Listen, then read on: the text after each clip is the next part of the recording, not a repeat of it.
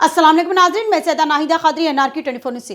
जब कोई शख्स बीजेपी पार्टी या आरएसएस ज्वाइन करने की सोचता है तो वो सिर्फ मुसलमानों के खिलाफ जहर उगलने लगता है।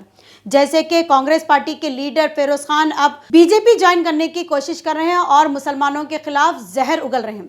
कुछ दिन पहले फिरोज खान ने कहा था कि हैदराबाद की 50,000 मुसलमान औरतें बुर्का पहनकर जिस्म फरोशी का धंधा करती हैं।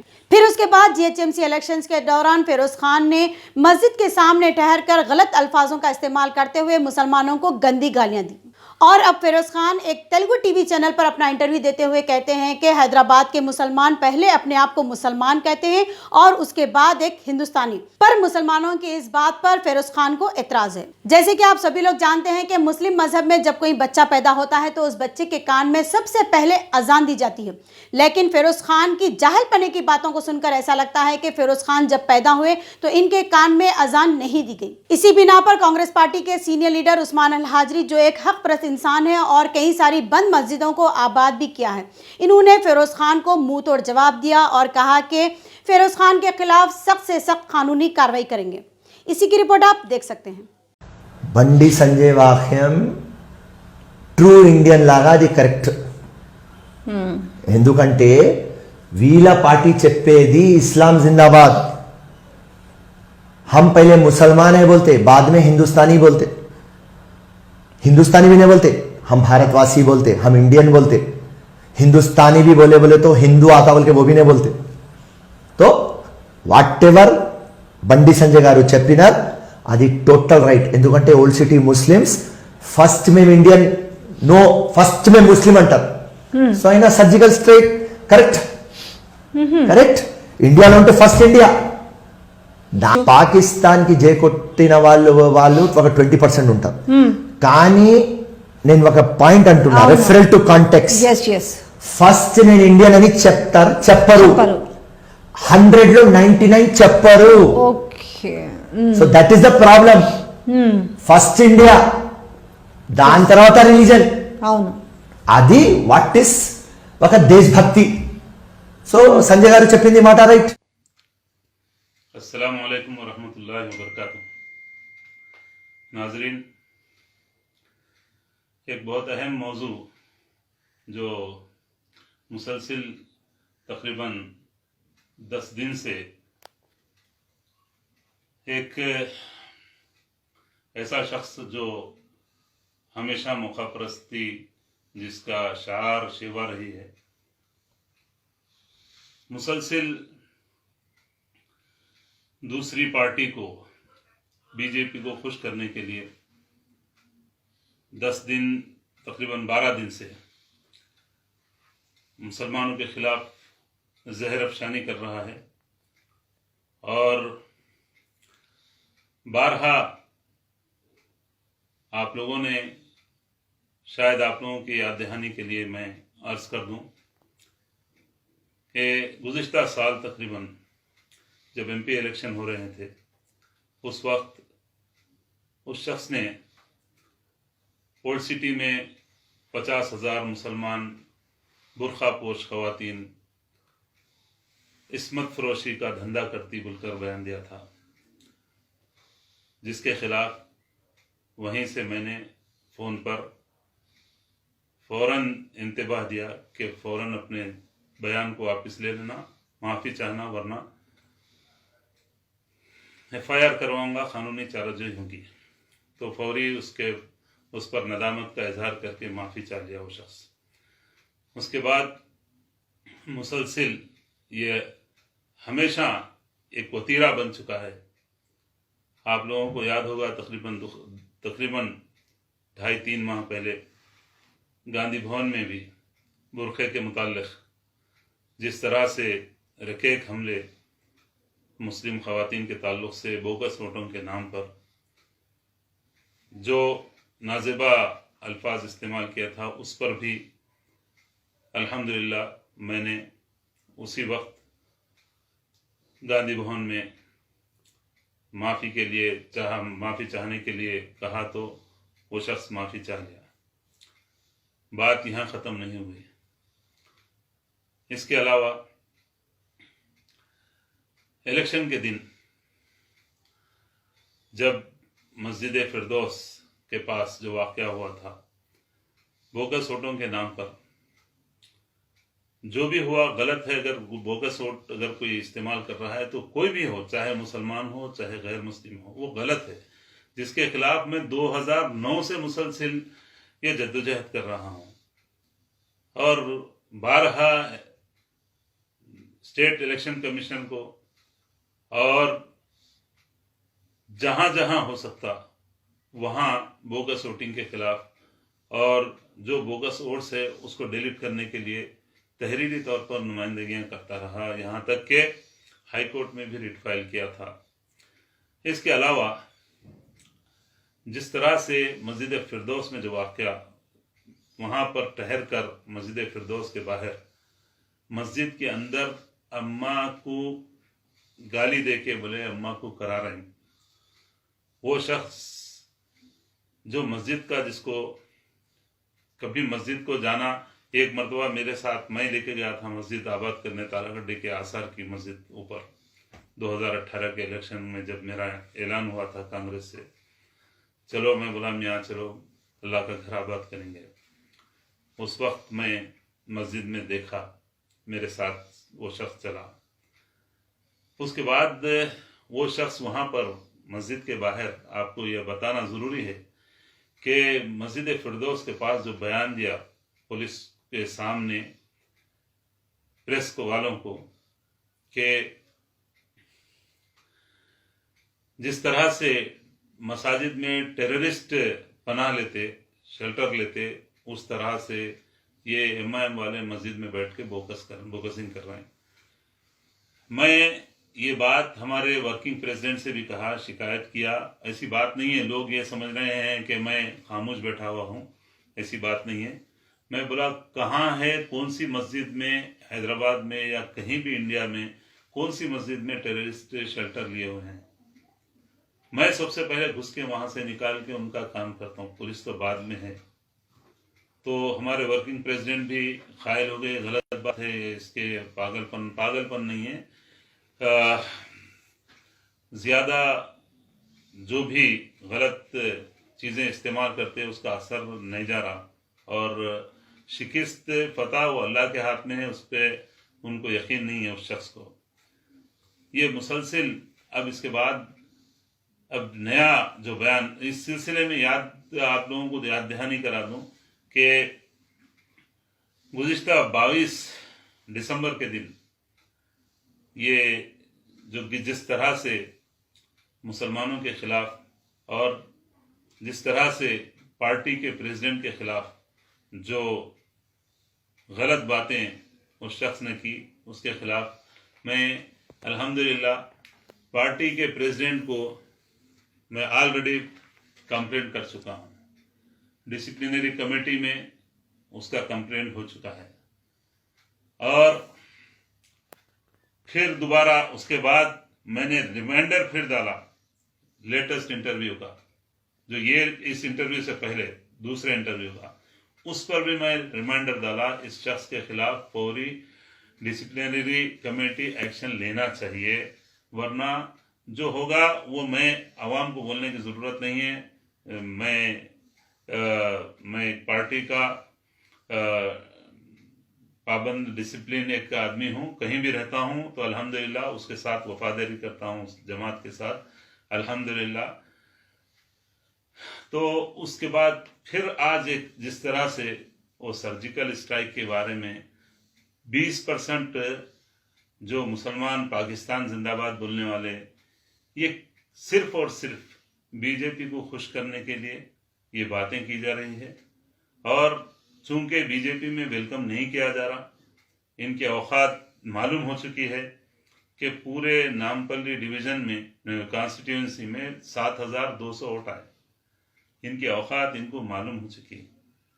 बौखलाहट का शिकार होकर मुसलमानों पर मुसलसिल मजलिस के आड़ में, मजलिस को निशाना बनाते हुए मजलिस की आड़ में मुसलमानों को बिलरास्त ये अपनी तनकीदों का निशाना बना रहे हैं। और कुरान के बारे में जिस तरह से वो एक सलमान अगर कोई है उससे पूछो, तू मुसलमान है या हिंदुस्तानी है, तो मुसलमान पहले बोलेगा उन्हें। ये बातें बोलने की जरूरत तुमको कहाँ से पड़ी, आज तक याद नहीं आया। और तो दूसरी बात, ओल्ड सिटी में 20% मुसलमान ही बोलने वाले हैं। ये कौन सर्वे किए? तुम गए कभी? तू गया वहां जाके कभी देखा? कभी ओल्ड सिटी से ताल्लुक क्या है? कई वक्त में बोला जताया, ये ओल्ड सिटी में तुम जैसे लोगों की जरूरत नहीं है। तुम लोगों को मैं बोलना मुनासिब नहीं समझता। तुम लोगों की जो आदतें हैं, तुम जिस तरह से इस्लाम बेजार बातें कर रहे हैं, हम एक मुहिब्बे वतन है, बोलने की जरूरत नहीं है। आज बताना तुम क्या करे, और जो भी लोग बोल रहे हैं अपने आप को क्या हिंदुस्तान की खिदमत करे। अल्लाह के फजल से उस्मान अल हाजरी को इंडियन आर्मी, अल्हम्दुलिल्लाह, इंडियन आर्मी उस्मान अल हाजरी को अल्हम्दुलिल्लाह मेरी फौज की खिदमत की बिना पर अवार्डों से अल्हम्दुलिल्लाह कई बार अल्लाह के करम से मुझे दिया गया। मुझे कश्मीर बुलाया जाता, मैं वो आर्मी को ट्रेनिंग देता हूँ। तुम क्या करे? तुम अपने आप को मैं देशभक्त हूँ, फलाना हूँ, मतलब करे क्या? मुल्क की खिदमत क्या करे? सिर्फ मजलिस, अपनी कुर्सी हासिल करने के लिए। तुम देख लिए, तुम खुद मेरे को बोले थे कि मैं दिल्ली एयरपोर्ट में केटीआर से मिला था 2018 के इलेक्शन से पहले, और केटीआर वहाँ बच्चों के लिए चॉकलेट ले रहे थे, ड्यूटी फ्री जो जोन है वहां पर, वहां एयरपोर्ट में चॉकलेट लेते वक्त तीनों तुम जाके पूछे, तुम्हारा बयान है कि भाई मेरे को चांस है नहीं है टीआरएस में, तो उन्होंने बोले नहीं, डैडी का अभी मजलिस से डैडी को ही मालूम है, डैडी कर सकते कोई फैसला, तो फिर मैं चुन लूं भाई अपना रास्ता। तो हो तुम चुन लो, तो तुम कांग्रेस का दामन थामे। ये झूठे बातें क्यों कर रहे हैं? मजलिस वाले तुमको बुलाए 2014 में, झूठ, तुमको दाढ़ी रखना बोले, तुमको शेरवानी रखना बोले, तुम्हारे बीवी को बुर्खा पहनना की दावत। ये आरएसएस बीजेपी को खुश करने के बातें जो कर रहे हैं ना, बीजेपी आरएसएस वाले अच्छा समझते तुम्हारी औकात क्या है। तुम समझ रहे हैं वो नड्डा या तुमको अमित शाह बुला लेंगे, तुम्हारी औकात कुछ भी नहीं है बाबा। तुम कांग्रेस में तुम्हारे को बहुत बर्दाश्त किया गया, कांग्रेस में तुम्हारे को बहुत बर्दाश्त किया गया। मैं वो कांग्रेस से वाबस्ता हूं जिसके सदर मौलाना अबुल कलाम आजाद रहमतुल्लाह अलैह थे। उस कांग्रेस से वाबस्ता हूं जहां जिसके मौलाना मोहम्मद अली जौहर रहमतुल्लाह अलैह, मौलाना मोहम्मद अली शौकत अली रहमतुल्लाह अलैह, और उसके अलावा मौलाना हसरत मोहानी रहमतुल्लाह अलैह, बड़े बड़े जो गुजरे ना, उन लोगों के साथ उस जमात में जहां पर अल्हम्दुलिल्लाह सेक्युलर जो कायदीन थे, गांधी, नेहरू, बड़े बड़े हमारे यानी जो मुल्क के अंग्रेजों से जो आजाद करने के लिए मुसलसल जद्दोजहद किए हिंदू मुस्लिम मिलकर, उस कांग्रेस के साथ हूं प्यारे। बेकार बातें बीजेपी को खुश करने के लिए नहीं बोलना। और ये जो कुरान के बारे में बोल रहे ना, और इंशाअल्लाह ताला जल्द से जल्द तुम्हारे को मालूम होगा कि तुम्हारे खिलाफ हतक इज्जत का इंशाअल्लाह ताला दावा कई जगह से डाला जाएगा। तुम समझ रहे हैं तुमको पब्लिसिटी मिलेंगी, तुमको चप्पल की जगह भी नहीं देते बीजेपी वाले इंशाअल्लाह ताला, क्योंकि तुम्हारी औकात सबको मालूम हो गई बीजेपी वालों को। तुम्हारे नशा रात में दिन में नशा जो रहते आजाद ख्याल, वहां पर तुम खुद बोल रहे ना आरएसएस वाले नहीं पीते, अच्छे हैं लोग, आरएसएस वाले सिंपल रहते, आरएसएस वाले शराब नहीं पीते। तुम क्या करते? तुम क्या क्या नशा इस्तेमाल करते? सारी दुनिया को मालूम क्या क्या सप्लाई करते तुम, सारी दुनिया को मालूम है। अपनी औकात में रह के बात करना। कहाँ तुम जाना है बीजेपी में जाओ, लेकिन मुसलमानों को खबरदार, मुसलमानों को निशाना बना के वो 20% है, वो इतने है उतने है, इतने फीसद पाकिस्तान जिंदाबाद कौन बोलते, काट के डाल देते यहाँ पे अगर कोई बोले तो। फौज पुलिस से पहले यहाँ के मुसलमान खुद उन जो अनासिर है तुम क्रिएट कर रही है। अल्लाह के फजल से हमारा हैदराबाद अल्हम्दुलिल्लाह मुहिब्बे वतनों पर मुश्तमिल है। हैदराबाद का मुसलमान अल्लाह के करम से तुम्हारे ये जरूरत नहीं है, तुम पाकिस्तान जिंदाबाद, हिंदुस्तान जिंदाबाद। और हिंदुस्तान जिंदाबाद हिंद का नाम कौन दिए जरा मालूम है? मालूम है हिंद का नाम कौन दिए? ये लुंगिया पहनने वाले दिए हिंद। ये लुंगी जो पहनते ना, ये लोग हिंद का नाम दिए हिंदुस्तान को। भारत पुराना नाम है प्यारे, तारीख पढ़ो। हिंद कहीं भी जाओ, अरब ममालिक में, खलीज में, कहीं भी जाओ, हिंदी बोलते। हिंदी है हम वतन है, क्या बोले मालूम है? अल्लामा इकबाल रहमतुल्लाह अलैह, हिंदी है हम वतन है, हिंदी है बोले। बेवकूफी की बात का पॉकेट रातों में मार के दिन में नहीं उतर रही। क्या क्या अल्फाजा निकल जा रहे हैं। जबान पे कंट्रोल रखिए, जबान पे। और कुरान के बारे में खबरदार, कुरान हमारे दिल है, हमारी जान है।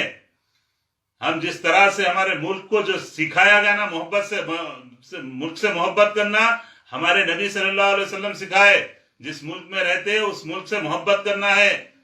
हम मुल्क से अमली मोहब्बत करते, खाली पार्टियां बदलने के वास्ते नहीं करते। हम मुल्क के फौजियों को अल्लाह के फजल से कोचिंग देते, पैसे नहीं लेते, फ्री करते अल्लाह के फजल से। ये हैदराबादी की बात, ये ओल्ड सिटी का मुसलमान बोल रहा। ओल्ड सिटी के मुसलमान हिंदुस्तान इंडिया को नहीं चाहने वाले बोलता। कैसा मालूम रे? कभी आता आके रॉकेट के साथ इलेक्शन लड़के भाग गया, पैसे ले लेके खा गया 4 करोड़ रुपए। 4 करोड़ रुपए लेके कौन भागे? किसको 1930 बूथों में कभी एक इलेक्शन को एक पोलिंग एजेंट बिठाया वहां पे? अल्लाह का तो खौफ है ही नहीं। अल्लाह से डरो किसको बोलूं? जो अल्लाह से डरने वालों को बोल सकता हूं। और ये बुरखों के बारे में, ये हरा शमला, पीला शमला, वो शमले, ये नहीं बोलना। ये हमारा कल्चर है यहाँ का। हम हिंदुस्तानी हैं। तुम बोल लो भारतीय, हम हिंदुस्तानी हैं।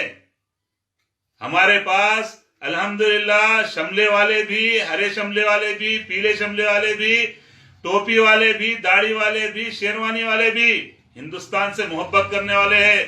तुम्हारे वैसे इब्नुल वक्त नहीं है। कभी उधर चले गए, कभी जहां मुनासिब रात, कुर्सी चाहिए सिर्फ। ये दुनिया छोड़ के जाना है, एक और जिंदगी आने वाली, याद रखो, मरना है। अल्लाह से, फिर ये बोल रहा हूं, अल्लाह से डरने वालों को अल्लाह से डरने की बात कर सकते। तुमको कोई बीजेपी में कोई जगह मिलने वाली नहीं है। तुम बीजेपी में जाओ, कोई बात नहीं है। हमारे कोई, हमको चाहिए नहीं। खस कम जहां पाक। कांग्रेस पार्टी में ऐसे लोगों की जरूरत ही नहीं है। और कांग्रेस पार्टी क्या करने वाली है इनके ताल्लुक से अवाम इंतजार कीजिए। इंशाअल्लाह ताला जो भी होने वाला है, हम जो भी कर रहे हैं इंशाअल्लाह ताला, हम जो पार्टी के अंदर है ना, आज मेरे को मजबूरन ये एक्सपोज करना पड़ा। इससे जो गुस्ताख के खिलाफ, मुसलमानों के खिलाफ और मुल्क के खिलाफ जो बातें कर रहा है, फिरका परस्तों की ईमा पर, फिरका परस्तों को खुश करने के लिए मजबूरन आज मेरे को जवाब देना पड़ा। ये कि कुरान के बारे में जिस तरह से ये अल्फाज इस्तेमाल किया, जिस तरह से पाकिस्तानियां यहाँ पर 20% पाकिस्तान है, कौन कर रहे थे सर्वे? वहां पे आया कभी ओल्ड सिटी को? ओल्ड सिटी में आए तो मालूम होता रे। और क्या एमआईएम से लड़ता रे? क्या एमआईएम से लड़ता? मोइन मार के मुंह फोड़ दिया था ना रे। मेरे पास आया था ना, मोइन मार के मुंह नाक फोड़ दिया था ना। भाई मैं नहीं आ सकता, भाई मैं साबर नगर को नहीं आ सकता, आपके पैर का नाखून बन गया तो मैं अपने आप को कामयाब समझूंगा। बुलाना 2014 में कौन आए रे मेरे घर को? भाई मेरा साथ दो, मेरा साथ दो। कौन छोड़ के भागे रे वहां से?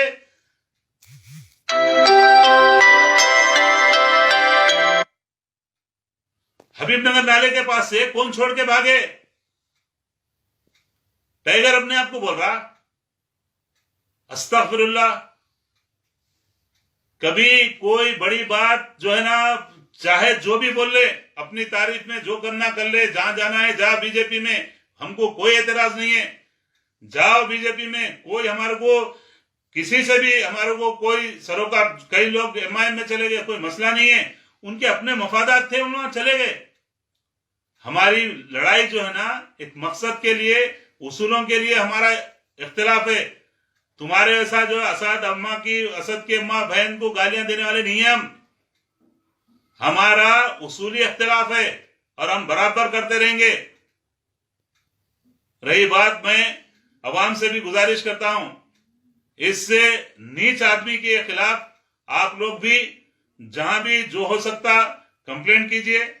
मैं पार्टी में कंप्लेंट किया हूं और इंशाल्लाह ये जवाब मेरे को कल आ जाएगा। उसके बाद अल्लाह चाहा तो इंशाअल्लाह ताला मैं प्रेस के सामने भी और पुलिस कंप्लेंट भी करके इंशाल्लाह जो होना है कानूनी कार्रवाई जरूर इसके लिए करेंगे हम। और मैं फिर एक बार दवा बोल रहा हूं, अपनी जुबान पे लगाम देना। इस्लाम के खिलाफ बीजेपी को खुश करने के लिए जो ढकोसले ढोंगबाजी हो रही, इससे बाज आ जाओ। अभी मैं भाइयों 2 मिनट के बाद एक और बेचारा जो कांग्रेस से एमआईएम में चलेगा, बेवकूफी की बात किया, उसका जवाब 5 मिनट के बाद इंशाअल्लाह ताला उसके बारे में बोलूंगा मैं। अस्सलाम वालेकुम वरहमतुल्लाहि वबरकातुहू। इसी के साथ मैं सैदा नाहिदा खादरी, एनआरके 24 न्यूज़ से। इसी तरह हम आपके सामने सच्चाई दिखाते रहेंगे। इंतजार करिए हमारे अगले न्यूज़ का। हमारे इस न्यूज़ के पेज को लाइक करिए, यूट्यूब पे सब्सक्राइब करिए। जय हिंद।